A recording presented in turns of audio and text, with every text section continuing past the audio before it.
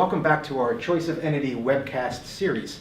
The next issue I want to discuss is control and management. Now, before anybody can start a business, to decide which type of business entity is best for them, they have to know how they want to control and manage their business and whether their desire of how they want it to be controlled and managed corresponds and is permitted by the various entity types that they could choose from. So, first one is sole proprietorship. Again, there's no legal entity here, it's just one person, so therefore that one person is the sole person in charge and has total control of the management of that entity. General partnerships, all partners have the right to manage and control the operations of that entity by default.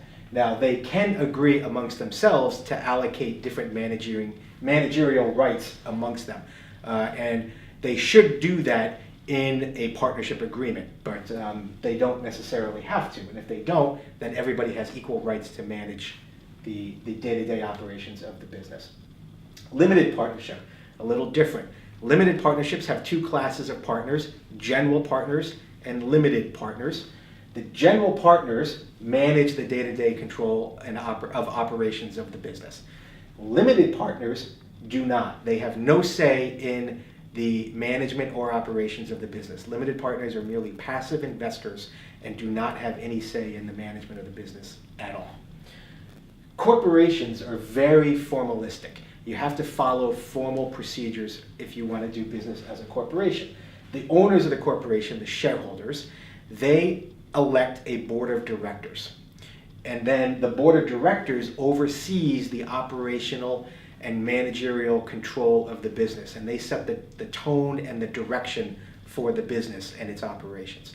The board then appoints officers, and officers such as the president, the vice president, the CFO, the COO, whatever other officer the board deems relevant.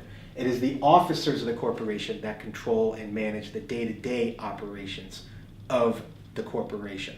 Now, in smaller corporations, it is common for people to have multiple hats. A shareholder will also be on the board and will also be an officer, but it's important for them to know the different roles that they have and the different responsibilities that they have with respect to each one of those roles.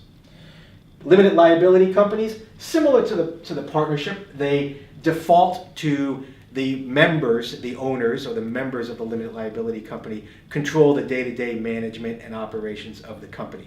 They can also, if they choose to, delegate that to a select group of members, so-called managing members, or to actually a third party or a group of third parties called managers. The managers don't need to be members, but they can delegate it to that select group as well. So, limited liability companies very flexible, corporations very formalistic in how day-to-day operations are conducted.